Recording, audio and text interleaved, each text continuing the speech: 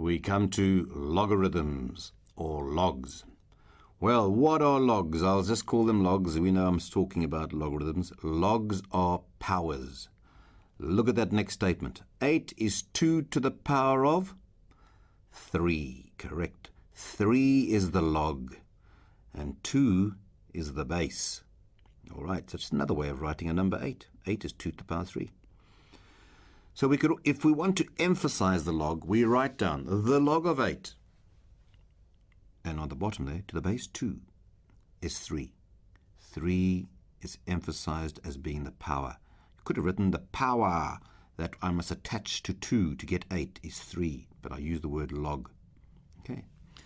So you must know these equivalent statements in both directions.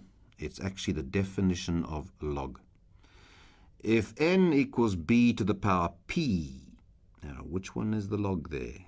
Okay, it's obviously the p. The log of the number n, of n to the base b, written below it, equals the p. So the log is p. That's what it's saying. Right, look at that first example. Find the log of 25 to the base 5. Now, think about what your answer would be.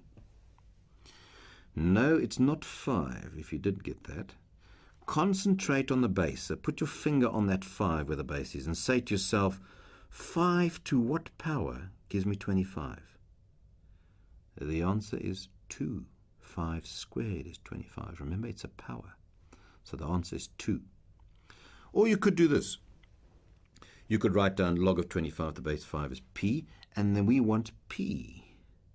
So by your definition, I want 5 to the power of p must be equal to 25. Look back at the definition.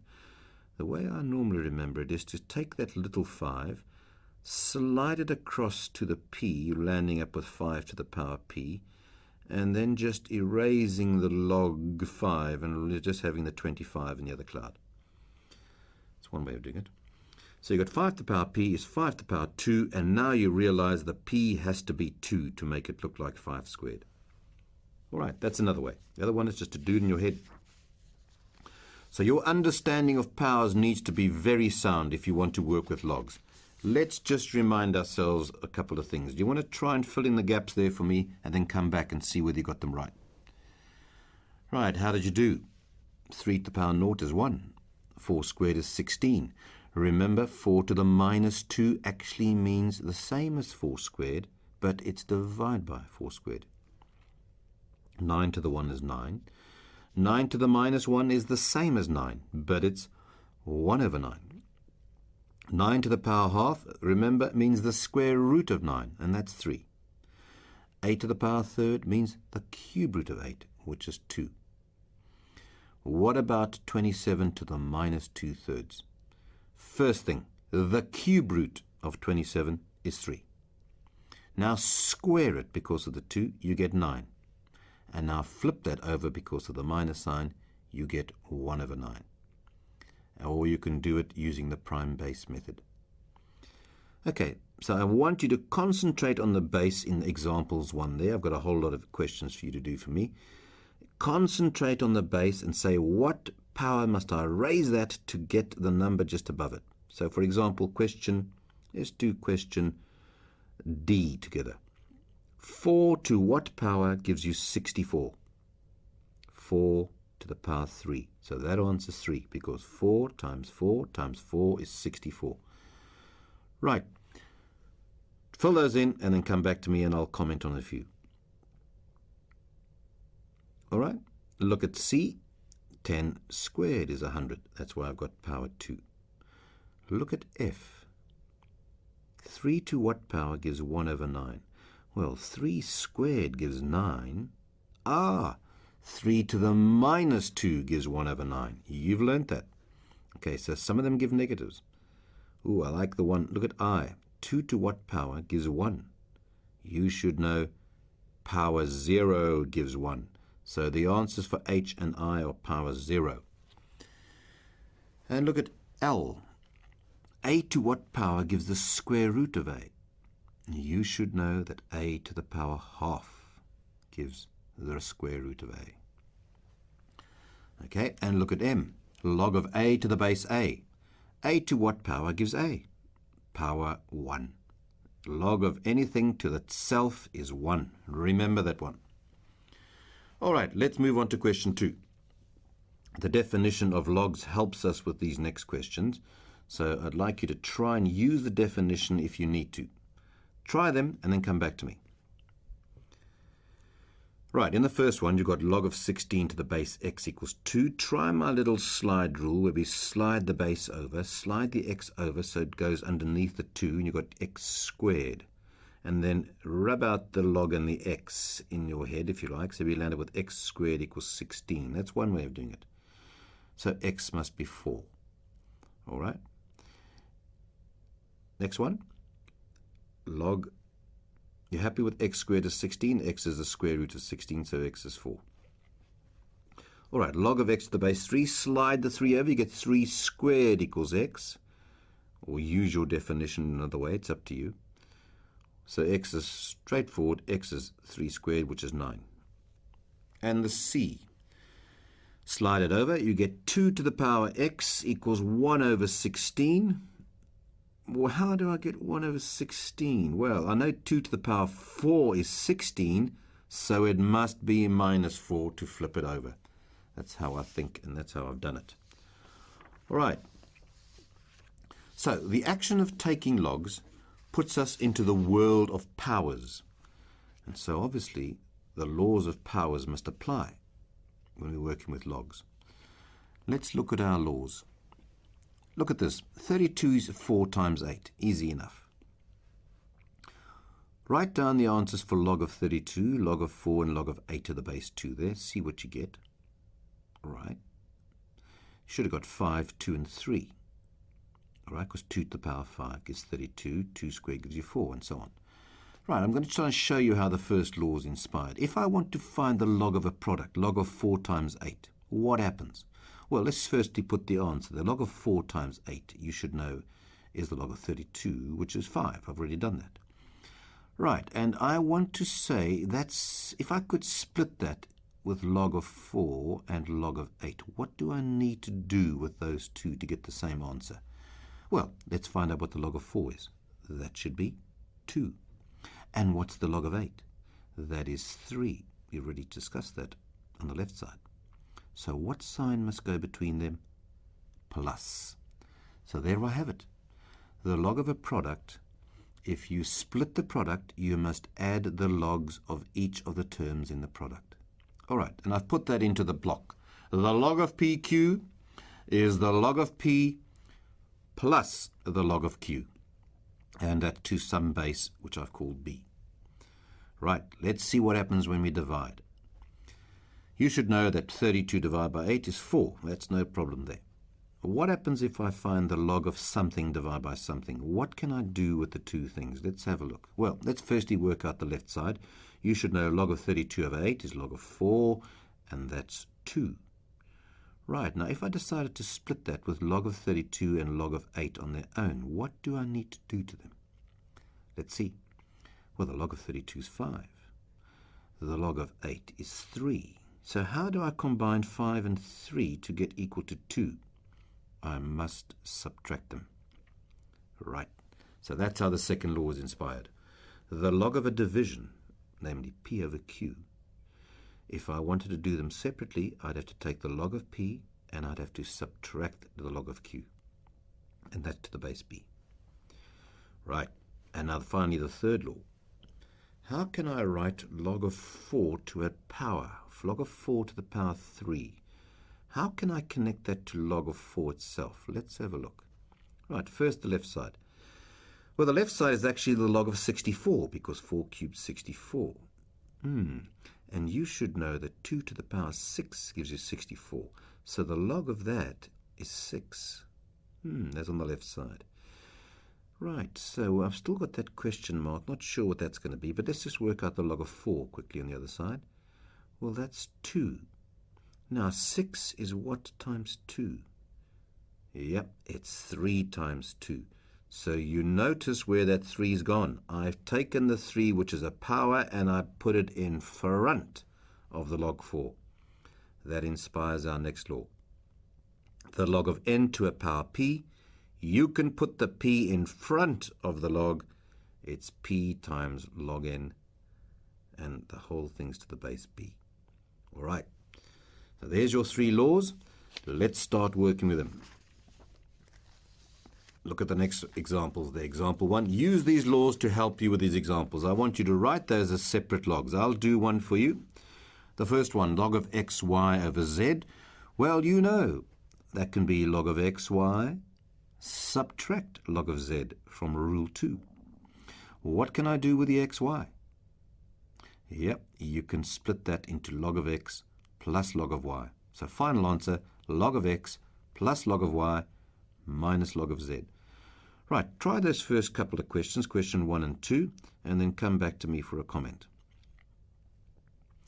Right, question 1b shouldn't be too much of a problem. The first thing I did was split the x to the p and the y to the p, so I had to add those two logs. And then by rule 3, I was able to put the p in front and the q in front of their respective logs. So that's just me writing them as separate logs. In question 2, I've asked you to go the other way, write as a single log. So I've got the p minus log q. Well, if I wanted that as a single log, that's got to be log of p over q. But then the r comes into it. It's got plus. So that means the r must be multiplied by the top p. Okay. Right. And b, it works similarly. I can stick the 2 in as a power by making it jump up onto the 3. That's by the rule 3 backwards. The minus 3... The minus log 2, minus 3 log 2, the 3 can also jump up there. That leaves me with log of 9 minus log of 8, which is log of 9 over 8. Right, and question 3 is me solving a log equation. You might want to try this one before you come and see me, and I'll have a chat to you. Right, so let's have a look. I want to find what x is. So let's just get those two logs together first.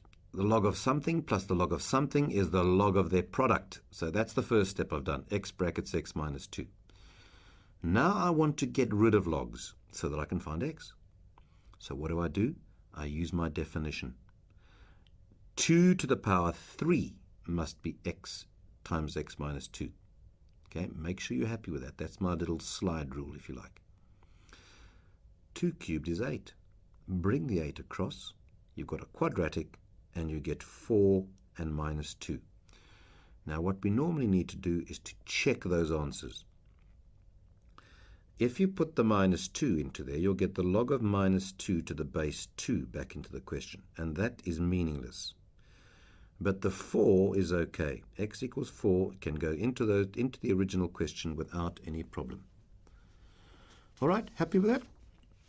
Right, let's talk about some special bases. There's a very special base coming up, but let's talk about base 10 first. Log of x, spelled L-O-G, is invariably base 10. So if I've got log of the base 10, I either can write the 10 in like that or just leave it out. If I write L-O-G, we assume it's base 10. Or often you can write LGX, and that's known as common logarithms. But there's another base called e. The log of x to the base e is known as a natural log, and it is written log x to the base e, or lnx, and I'll call that lnx sometimes, and sometimes I call it linx. Okay, but where does this number e come from? You might just want to try playing with what I've just written there about E and its advanced mathematical work using E as a base in logs. Have a look at that little bit on the bottom of the page and go through it. All right, so E, most advanced mathematical work uses E as a base in logs, and it arises as the answer to the calculation 1 plus 1 upon n to the power n, as n gets very, very large. You should have tried those on your calculator. For example, the first one would be 1 plus 0.01 to the power of 100. Try that on your calculator. And then try the next one, 1.001 to the power of 1,000, and so on. You eventually, if you get choose numbers as large as you please, you eventually tend to a limit. And if you press e to the power 1 on your calculator, you see that you get this number 2.71828 and so on, which never ends really. Your calculator chops it off, but it never ends. So e is called the limiting value that that formula becomes when n is very large as we please, or as n tends to infinity. It's a very important number in mathematics. Right. So again, if we are going to take logs, ln's here, I'll talk about ln. This action of ln puts us into the world of powers to the base e and helps sort out some very awkward power problems. For example, what's 2 to what power gives 23? So let's use as an equation. 2 to the power x equals 23. Example 1. Well, just work out in your head, 2 to what power gets approximately 23. If you put 4 there, 4, 2 2s are 4, 2 is 8, 2 8 is 16, the answer is 16. If you put a 5 there, you'll get 32. So you're in between 4 and 5. But we want to get closer. If we take logs on both sides, we'll see we can get closer. Your calculator is going to help you. So take logs on the left side, take logs on the right side. You'll get ln 2 to the power x equals ln 23. Now, by law 3, you can put the x in front. So you get x ln 2 equals ln 23. And now you can find x. Simply undo the ln 2 by dividing by it on the other side. You get ln 23 over ln 2. The rest you do on your calculator. Press ln 23, divide by ln 2, and you get your answer 4.52. It's approximately that to 2 decimal places. Right. You might want to try question 2. Try solving for x there for me. See if you can do that example. Come back to me. All right. The first thing I've done is cross multiplied. So I've taken that e to the 2x minus 2 and multiplied on the other side. I've then isolated the 4, taken the 4 across to isolate e to the 2x minus 2. Then taken the 2 across to get 2.75, and now I'm ready. In order to find that 2x, or the x for that matter, you need to be in the world of powers. So we take logs. Right, so ln e to the 2x equals ln 2.75. By taking that action, law 3 brings the power in front and brings it down to earth, if you like. So I get 2x ln e equals ln 2.75, and the rest is quite straightforward. Check how I've done it. All right, so this process of taking logs is very useful for solving for x's or unknowns that are powers. Right, so undoing logs. ln x and e to the x are undoing actions. All right. E to the x is actually called the antilog of ln x. Here's another question. Number 1.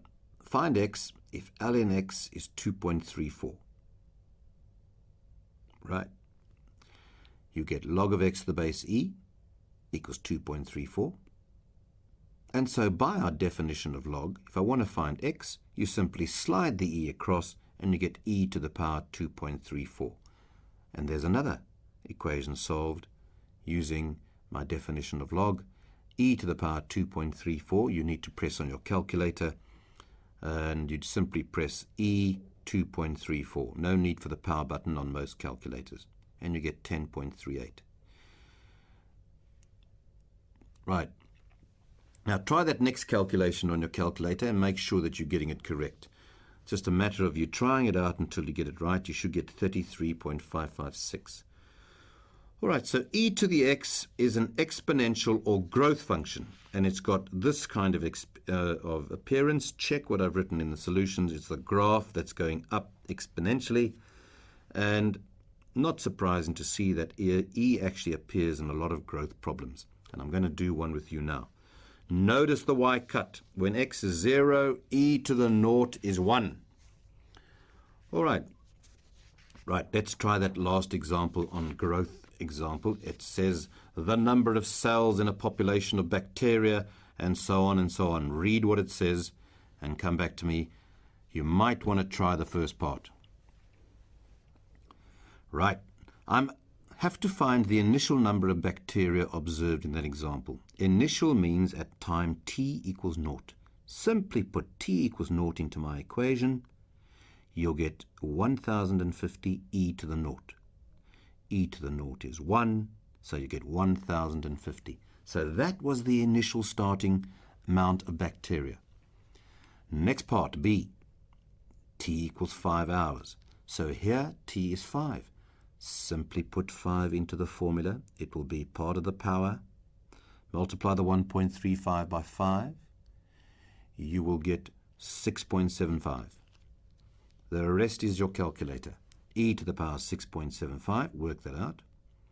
Multiply it by 1050 and you will get 155834 to the nearest whole number, and that's the approximate amount of bacteria after 5 hours. The last part is what we want to do, which involves us with logs again. Right, so it says, what time will the population double? So we want t when n is 2 times 1050, which was the original population. Let's plug that into the equation.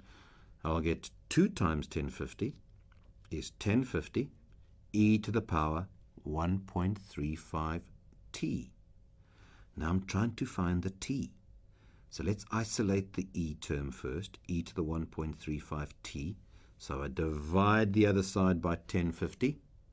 Yep, and they cancel and you get 2. So I've got e to the 1.35 t equals 2. How do I find the t? It's a power. How do I get into the world of powers? Take natural logs. Right, you try it.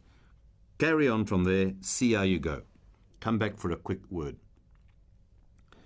Right, so you should have realized you get ln e to the 1.35 t equals ln 2. The magic thing that happens now is the 1.35 t can come down. All right, so you get 1.35 t ln e. Now remember, ln e is the log of e to the base e, and your calculator will tell you that's 1. All right, so simply finish off. 1.35 t is ln 2, and t becomes ln 2 divided by 1.35, and that's 0.513 hours. Multiply that by 60, you'll get 31 minutes. It takes 31 minutes for the population to double itself. Well done. You've done a nice section on logarithms, and I'll see you next lesson. Try the exercises.